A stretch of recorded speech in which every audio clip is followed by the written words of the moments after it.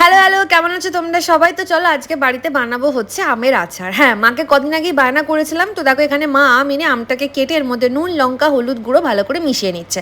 আজকে আমাদের দু রকম আমের আচার হবে, একটা হবে সিম্পল আম তেল আর একটা হবে আমের শুকা আচার। ইয়েস।